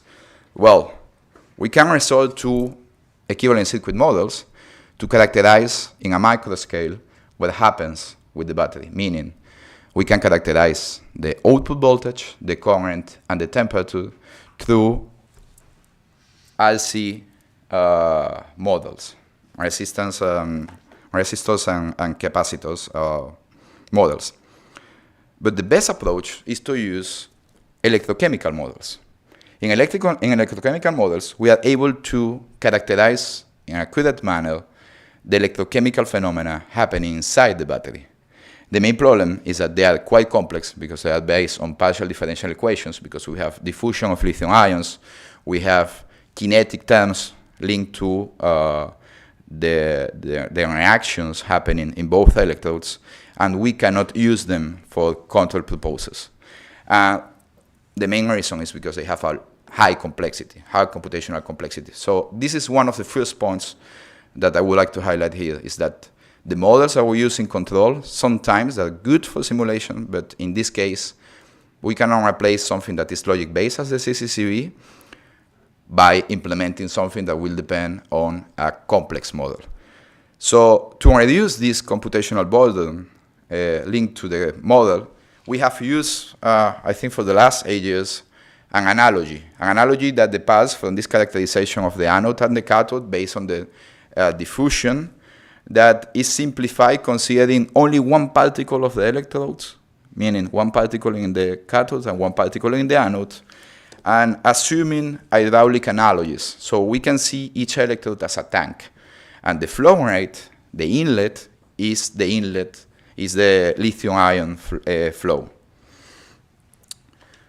By doing that, we end up having a system that is linear in the states with a highly nonlinear output equation that is characterizing the voltage. That depends on the OCB that you can see there, that is the static behavior of the voltage, meaning when no current is passing through the cell, and that is chemically found. I mean, that is in a lab, we are measuring how the stoichiometry of the electrode is evolving, and that is how we measure that. Usually we take it, when we use control strategies, we take it from literature. The second one is the well potential, meaning how excited the electrode is, if we can use excited, the electrode is when we are injecting certain currents, and after a film resistance related to the negative electrode. As you can see here, in the linear equation, we have a matrix A and matrix B that are related to the diffusion of lithium ion, to kinetic parameters. So there are many parameters here to find, and one of the trickiest parts of implementing electrochemical models is how to identify all those models. Michel, who talked last week here, Michel Kinard, also has been working how to identify from a time domain viewpoint or from frequency domain viewpoint these parameters, because sometimes we have to run some special test to identify some of those parameters. However, despite finding a good accuracy between, a good trade-off between accuracy and simplicity of the model, we have to complement this with a thermal model. For most of you, perhaps you have read in the news, many accidents related to the batteries catching fire, and that is due to the thermal runaway in the battery. So we have to control what happens, thermally speaking, within the batteries. And to do that, as simple as it can be, we use a two-node lump model in which we characterize the core temperature of the battery and the surface. We consider that there is a heat generation in the core related to, as you can see there, the Q dot, the difference of the voltage and the static voltage, minus the difference of the temperature multiplied by the variation of the static voltage with respect to the temperature. That parameter there is the entropy of the system. As I told you, the OCB functions are usually found or determined in lab, and sometimes we don't count with this kind of or on this kind of equation, so that is why we neglect them. Now we are trying to characterize this in a different manner to check if this is impactful or not. And after, what we do is we simply characterize what happens between the core and the surface by thermal balances, considering conduction in what is the solid part, the core to the surface, and the surface to the ambient with convection. So once again, we have different parameters that we have to characterize, we have to identify. Some of them, we can measure them. No, we cannot measure them, sorry. So we have to run some special tests to characterize the whole battery. And this will depend on each battery. So you can imagine the burden of characterizing and using models in this case. So once the model is identified, this allows us to track in real time what happens inside the battery in terms of lithium-ion diffusion, state of charge, state of health, and Professor Quignard, Dr. Luis Daniel Couto, a former colleague of ours, they have been developing a lot of amazing techniques to well, among other groups, obviously, but I'm talking about my group. They have developed amazing techniques to track what happens inside the cells, only by using 3 measurable variables: the output voltage, the input current, and the surface temperature of the battery. Once we have the model, also we can characterize what can appear or what can occur during the charge. As I said before, we have an excitement with respect to the static behavior of the battery, that is the overall potential. If those overall potential reach some values, what we can trigger is some parasitic electrochemical reactions. Notably, the first one is the plating in the anode. What we have is that we have that graphite matrix, and the lithium ions are going there, and they are getting clogged. Imagine that you have to inject something, and it's getting clogged. You don't have any pore, you don't have any porosity to inject more lithium ions. So they are getting stuck at the surface of the electrode, and they're becoming lithium in a metallic manner, in a metallic fashion. And what happens is that we are losing those lithium ions for the charge and discharge of the battery. So the capacity is being decreased.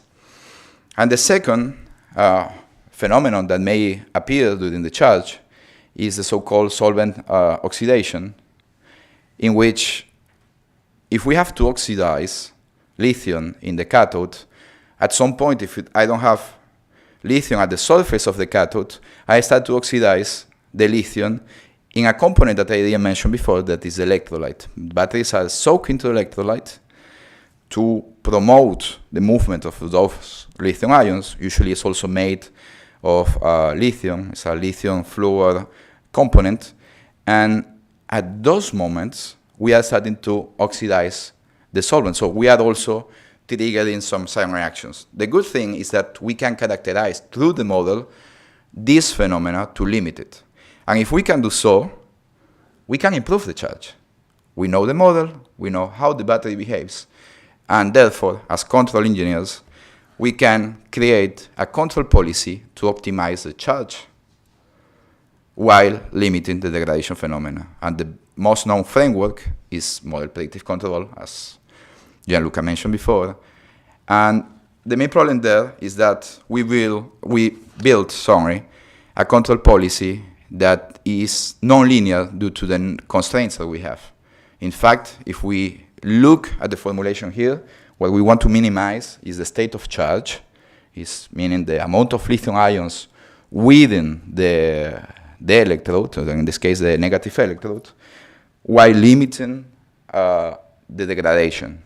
But the degradation, if we plot it with respect to the states, if we say, okay, how the current and the states vary to avoid these regions, these degradation zones, we can see that we have lithium plating, solving oxidation, and lithium and the mass balance of lithium ions between the two electrodes. What builds an admissible region that is non-convex. And we know that from the constraint control viewpoint, what is non-convex doesn't ensure global optimality, poses a lot of challenges. Therefore, we can convexify that region. We create a rather conservative charging approach based on MPC. But the main problem is that the computational time is quite high. The CCCV, when we charge a battery, is about 0.1 millisecond. When we implement any kind of MPC, it's 188 milliseconds using a dual-core computer.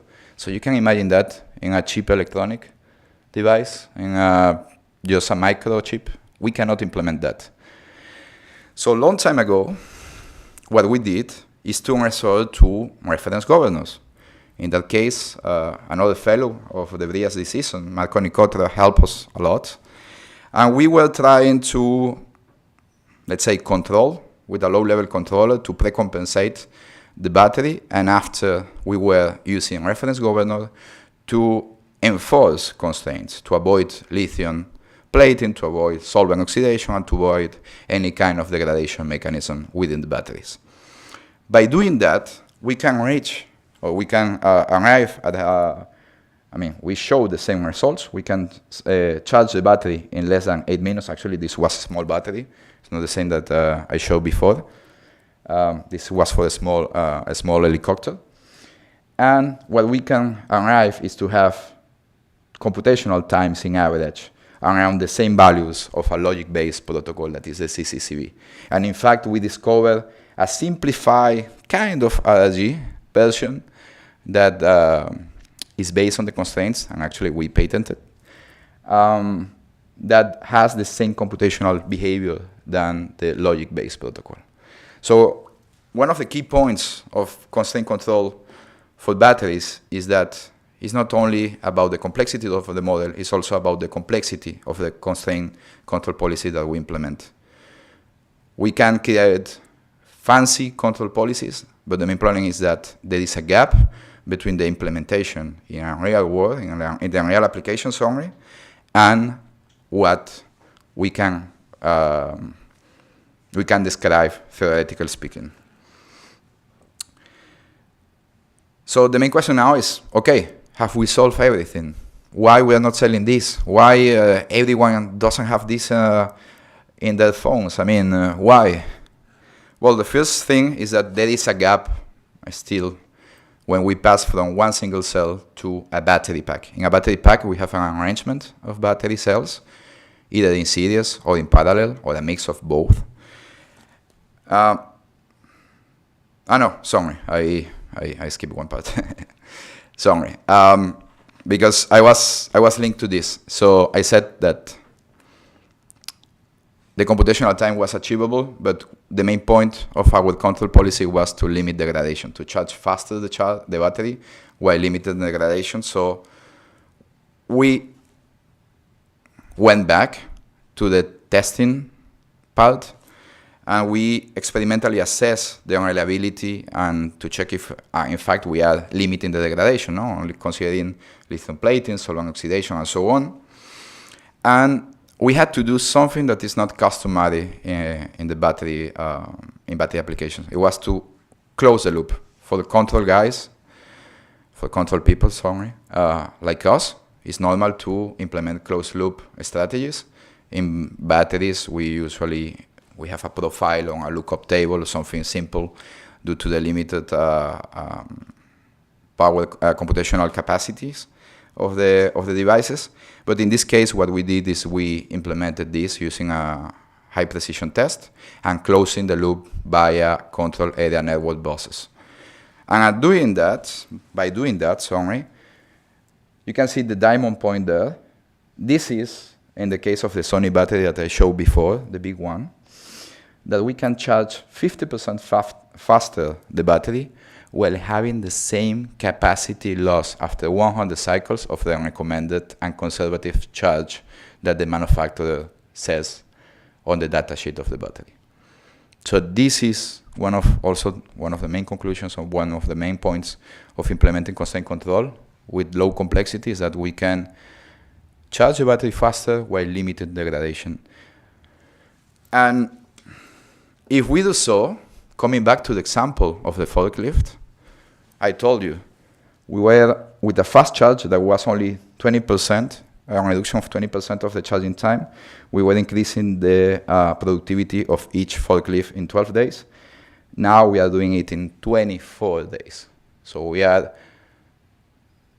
getting the double of the productive days for that forklift, meaning that the earnings per year are passing from 130,000 euros to 165. So we are further increasing the productivity with respect to the so-called fast charge that they use as of today. And obviously, once again, you can do this example, or you can recalculate this for many forklifts in a plant, no?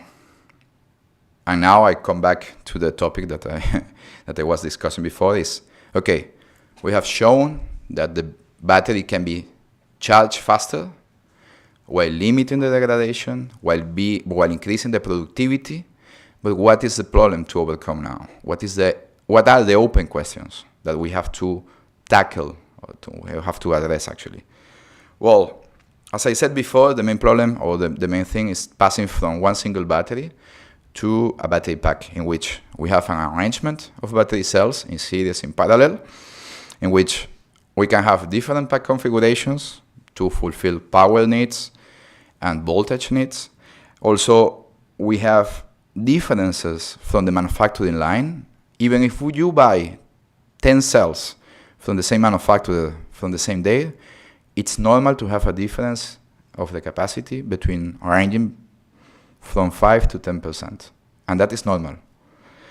Also, depending on the physical topology of the battery pack, we have a non-uniform distribution of the temperature within the pack, and we have obviously different aging rates. I mean, we shouldn't expect that all the batteries behave equally and all with the same aging rate.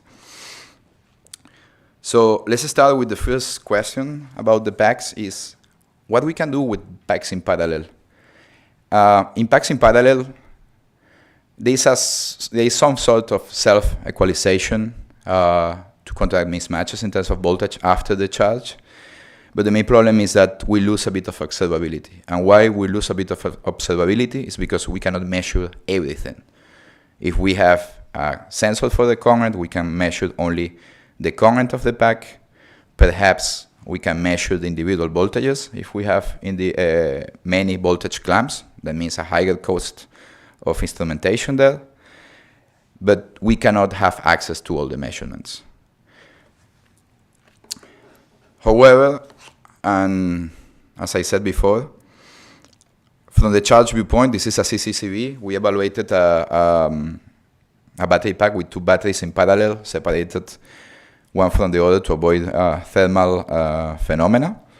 And you cannot see anything from the charge. I mean, you have 300 cycles. The black lines go from the 0 cycle, I mean the initial cycle, and let's say the yellowish one to 300 cycles of charge and discharge. And you can see that one of the batteries, cell 1, we can say, okay, perhaps it's aging more. But as I said before, in this case, we're measuring voltage. We don't have any measurement of the internal resistance. We don't have any measurement of the individual capacities of the cells. However, we know that they tend to equalize after the charge. If we use some relaxation time, meaning we leave the battery alone, let's say, of the battery pack, without being charged, 0 current, we will tend to equalize the batteries. You can see that equalization voltage tends to decrease over the cycles. But the good thing is that also those relaxation periods provide us with information about how the battery age, and perhaps we can extract some data to understand the internal resistance of each battery and the capacity. And now I am working with Professor Kinar actually to discover how to link this and to use it within our models and with our estimation tools. The second challenge, or the second open question, is regarding cells in series. In cells in series, you can measure the current of the string is the current passing through each cell. But the main problem is that we don't have self-equalization. Once we unplug the battery pack, all the batteries, they can have different voltages.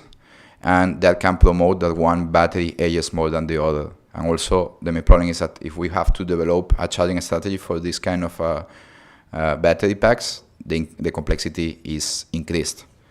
Why? Because first we have to consider a balance strategy. The most common one is passive balance, in which you connect the battery to one or to several resistors to dissipate the excess of energy when a battery is fully charged. The main problem is that sometimes the small currents are not measured, and we are wasting energy during the charge. I mean, we are dissipating energy as heat. I know that also from the small currents viewpoint, a colleague of ours, Ali, is working on this, on estimating how impactful are these currents, with Professor Guinard as well. And the other approach is to use active balance, in which the battery is connected either to a transferring device or bypass if it's fully charged or is almost fully charged. The main problem is that saying that the battery is connected or not to the pack means that we are considering binary variables, 0 or 1, with the control strategy. And if we go back to an MPC-like approach, if we consider 0 and 1, and we consider all the batteries within the string, what we have is a problem that is a mixed integer nonlinear optimization, and most likely to be NP-hard, because we are considering that the battery is not connected, so we define a lambda I, in which the battery is not connected is 0, and the lambda I equal to 1 means that the battery is connected. So we have a complexity, additional complexity there. However, what we can do is, we know that the battery is connected to a switch, either to be connected to the transferring device or to be bypassed. And what we can do is considering the dynamics of the switches, purely in a pulse width modulation approach. And by doing that, we can consider the duty cycles. We know that the battery is not completely switched off or plugged to the balancing grid. What we can consider is for a period of time, that is a duty cycle, the battery is being connected, and the battery is being disconnected for the rest of the period of time TS.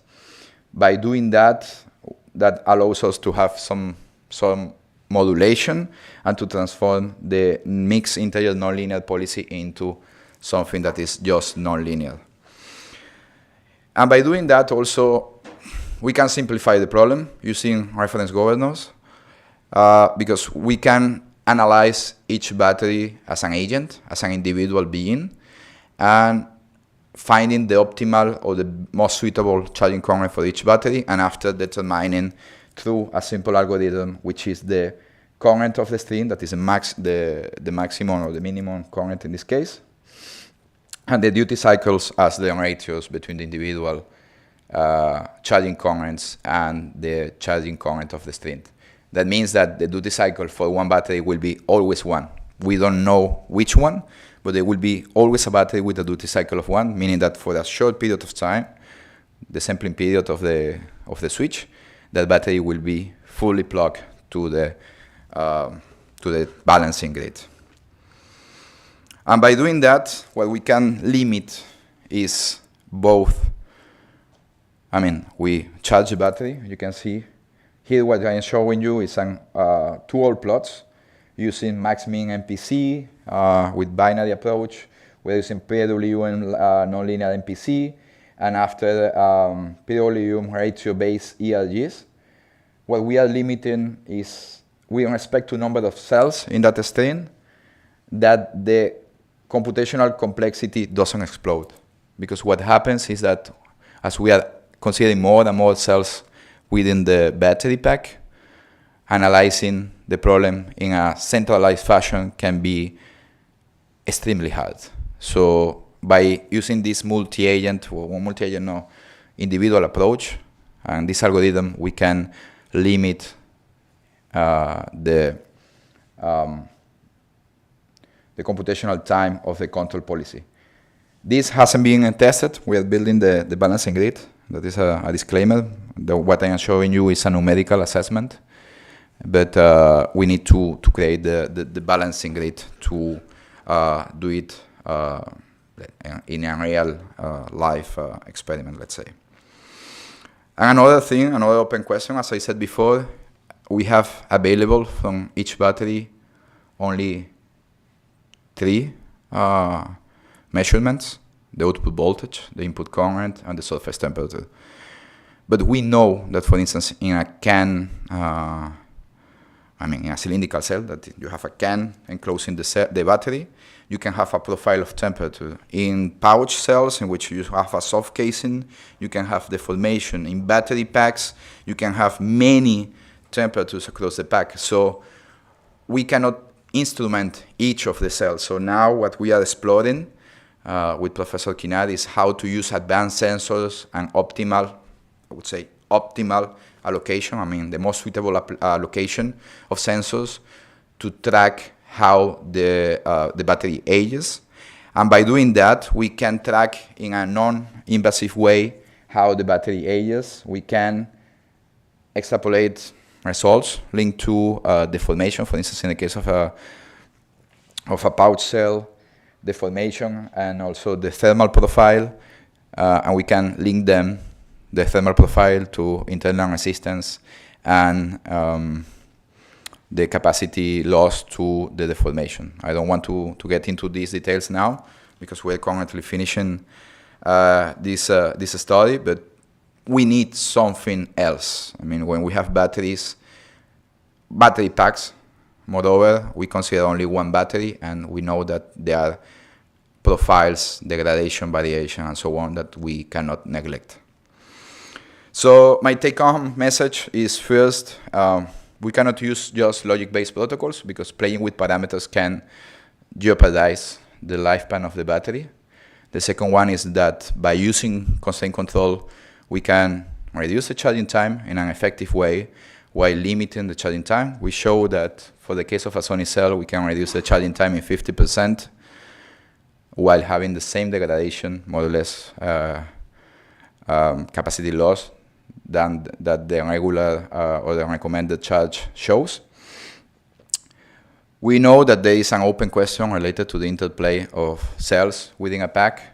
In series, in parallel, we can lose observability, we have self-equalization, we don't have, and so on, that we are still working on. And also we have a lack of measurements that we have to ameliorate. We have to reduce that lack. We have to use advanced sensors to help us to understand what happens inside the pack, in the case of packs, or inside the cells. And with that, I would like to thank you for being here. And also I would like to invite you to a conference that we're organizing in May here at the BrIAS, in which Professor Kinard, Professor Garone, Professor Maitane, Betty Sieber from the WB are participating too. That will take place here at the BrIAS the 22nd and the 23rd of May. And actually we have extended the deadline for submitting contributions until today. So you have a few hours to submit your contribution if you love batteries as much as I do. So thanks again.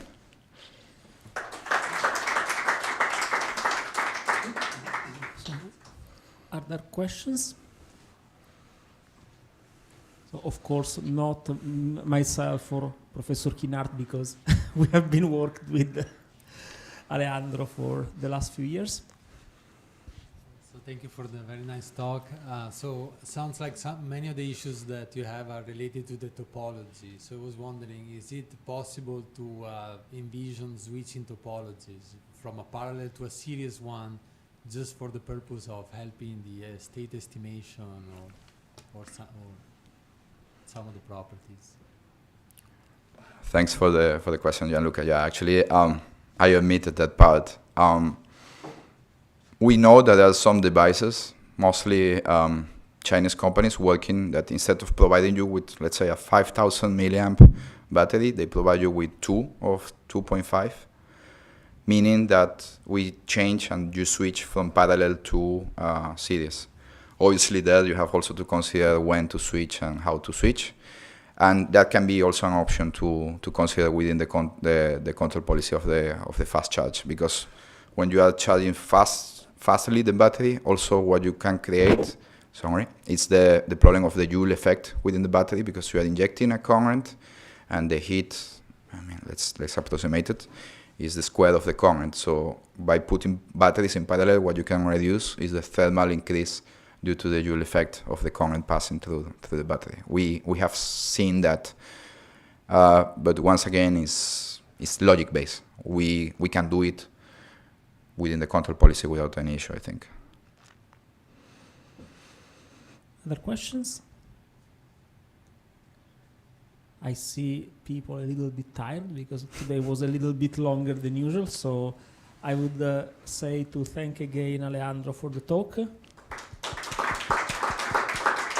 And with this, I would close here the formal part of this meeting. So especially because these last two talks we didn't have time for a long discussion as usual, I strongly invite you to harass our speakers to make them question, to speak with them. And of course you are welcome to stay for another coffee and to stay a little bit longer with us.